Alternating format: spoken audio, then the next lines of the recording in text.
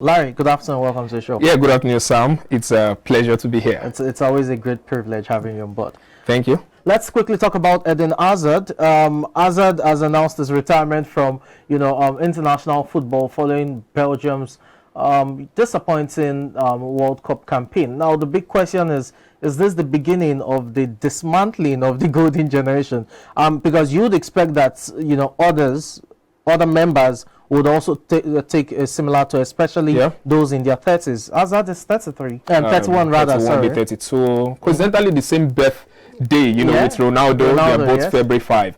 For Eden Hazard, it's been quite abysmal the last 3 years. From having his best individual season, under Maurizio Sarri at Chelsea in the 2018-2019 season, moved to Real Madrid at a good age, 28 years, in his prime, very mature age, and things have gone south from then. The last 3 years have been everything but hazardous to the opponent. It's been hazardous, for maybe to his own teammates. And so it's a good decision he's made because he's been a shadow of himself. Even this season where he's made just about three appearances. Yes, so you feel like as we say in our local parlance, the team is cast. Okay, they're all cast. So the likes of Adewere, who are like 35, 33, Veto Geno is like 35. We just have to pull the plug on their international career. Basically, all of them. Dres Mertens is 35. Exactly. Maybe KDB 31 can still wait for Euros to lead them. Lukaku is still 29, can still wait a bit. So there has to be that dismantling to build up because it was a bad performance. It was a bad outing, and certainly you have to start from the scratch. Okay, in Morocco, you want to call it baggers of steel. The nerves weren't there. The world at the penalty stage. What did they do right against Spain over the course of 120 minutes? Everything it must be said before the World Cup and of course during the World Cup. Of course, this is football at the highest level. You don't just succeed on the pitch. You must have succeeded before returning. So bringing in Regulari, their manager. Right there in sometime in August, at some point you feel like, hey, is it not too close to the Mondial order? But it's turned out to be a masterstroke because from the first friendly match against Madagascar, is basically shown his blueprint, how he wants the team to play. And from the first game against Croatia, against Croatia, we could see what they wanted to do. We could see how disciplined they are, how compact they are, particularly when defending. And it's no surprise that they have considered only one goal in the tournament so far, which is even an own goal. So safe to say they're yet to concede from the opponents. And when you have that defensive assurance, then your attackers have the impetus to go forward. The likes of Ziyech, wreaking havoc to opponents. And so on one hand, you look at their record at the World Cup isn't so impressive. Last time they were at this stage, or they were close to this stage, you have to date back to 1986 when they got kicked out, in the second round. But this time, they put their acts together, and it's been very impressive. Same work, same effort that has seen them become the fourth African team to reach the quarterfinal. The Portuguese were also in action.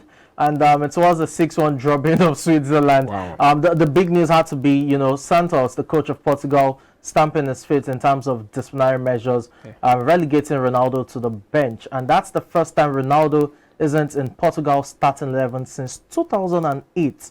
That's a 14-year span. Incredible, it must be said. But the replacement, Goncalo Ramos, also made a name for himself. Hat-trick, within his first match, full debut and all of that at the big stage. I think he's showing that he's a remarkable or a worthy replacement. So, quick one. Let's not ask what Switzerland did wrong. I think it's more of what Portugal did right. But for Ronaldo, it's almost becoming a reoccurrence. We saw the saga with, Manchester United, beyond the explosive interview, leaving the stadium early, the disregard for the teammates and even Ten Hag while on the bench and all of that, refusal to come on as a sub. That also translated or was also transmitted to the national team. The group stages, they had already qualified. Ronaldo was taken off in the 65th minute against South Korea. Against South Korea, last group stage match, and the outburst and all. That's what led to his exclusion from the starting 11. So quickly, do you think Ronaldo is not handling his should I call it regression, or is he's at the twilight of his career? Do you think he's not handling it well because he's used to playing all the time? You think he's not handling it well? I think it's clear for us to see. As much as you try to understand him, this is one very great player who has been at top of football for the better part of 15 years or even more. And so everything seems to be crashing down on him now. And he didn't have a particularly bad season last season. 18 league goals, 24 in all competitions. Then all of a sudden he's struggling to score against the Nicosias of this world in the Europa League and all that. So I don't know his team, his management team and all that, but he clearly isn't handling it well. It wasn't just the saga at Manchester United. The dust hasn't really settled, even though the contract has been terminated. But bringing this to Portugal in an important tournament like this, where you are the leader, you are the driver, you are everything to the team, even when you are not scoring, it's quite unfortunate. I don't know how this can be fixed. Unfortunately for him, the young man who was brought him in instead, basically did everything he hasn't been doing, and it just makes the decision by the manager look very ingenious and very easy going forward. So it's a shame that both at club level and national level, he has done so much for football, but isn't handling it well at all. Isn't handling his decline at all. Well, let's see how it is. You know quite well that the Portuguese coach Santos said that going forward, the relationship will be defined in terms of Ronaldo and starting Brett. So do not be surprised if Ronaldo doesn't start against Morocco in the quarterfinals. It is what it is. Well, just from the action you saw yesterday, I said just earlier, that was the Los Angeles Lakers against the Cleveland Cavaliers, and it was LeBron James making a return home to Cleveland, where he won them the championship in 2016. But it wasn't a good homecoming for him, as the Lakers succumbed to 102 to 116 points loss against the Cleveland Cavaliers. Donovan Mitchell, also known as Spider, the former Utah Jazz guard, was the one who started for the franchise with 43 points, got assist from Jared Allen with 24 points, as well as Darius Garland, who scored 21 points and amassed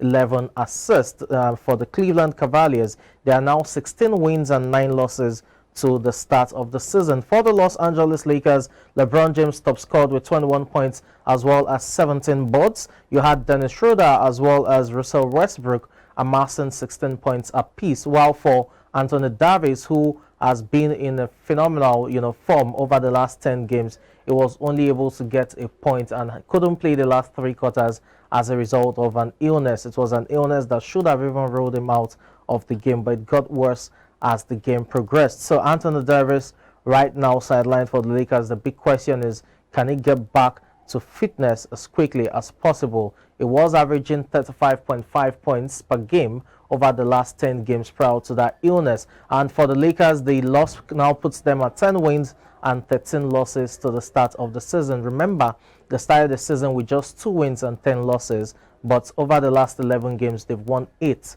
and lost 3. So it shows you a remarkable turn around. Let's move away from there now and talk about the Detroit Pistons. Yes, the Detroit Pistons were in action, and it was Bojan Bogdanovic who scored for them with 31 points, to propel them to a shock win over the Miami Heat. And you had 116 to 96 points win for the Pistons. Alec Burks contributed 18 points. Sadiq Bey had 14 points as well, not forgetting Isaiah Stewart, who registered 11 points as well as 11 boards for the Detroit Pistons. For the Miami Heat, it was an on-demand side, as they had several players missing due to injury woes, especially talisman Jimmy Butler, who is battling with a right knee, Gabe Vincent also with a left knee injury, not forgetting Dwayne Dedmon, who is battling with a left foot plantar fasciitis.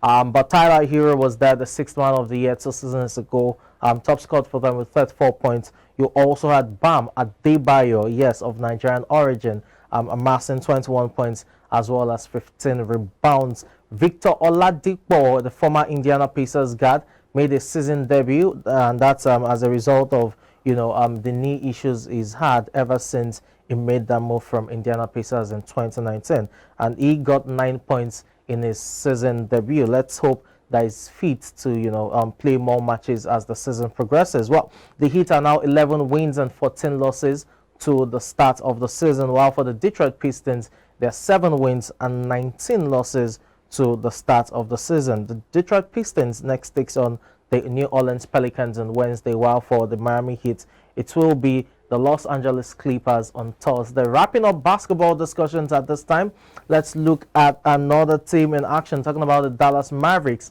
And yes, Luka Doncic had a triple-double, registered his 52nd career triple-double in that match. It was a topsy-turvy match. The Mavericks almost squandering a very big margin as Nikola Jokic tried to start a comeback with the Denver Nuggets. That ended 116 to 115 points, and it was Tim Hardaway Jr. who top scored for the Mavericks with 29 points. I talked about Luka Doncic having a triple-double earlier. That was 22 points, 12 assists, as well as 10 boards to go with that phenomenal performance. Dorian Finney-Smith had 19 points, and he was the one who scored the go-ahead, point in terms of the three-pointer to get them through the finish line. Christian Wood as well with 14 points. Do not forget the Nuggets had Aaron Gordon with 27 points, Nikola Jokic with 19 points, 8 rebounds, as well as 8 assists. For the Nuggets, they're 14 wins and 10 losses to the start of the season, while the Mavericks are now 13 wins and 11 losses to the start of the season. The Dallas Mavericks will be taking on the Milwaukee Bucks on Friday. That's a very big one. You should watch out for that. While for the Denver Nuggets, they'll be taking on the Portland Trail Blazers on Thursday. These are matches that should serve the goods when it comes to entertaining the fans, even as the regular season of the NBA heats up. Remember, it's all about spaces or spots for the playoff season, where teams battle for conference titles as well as a spot at the NBA Finals.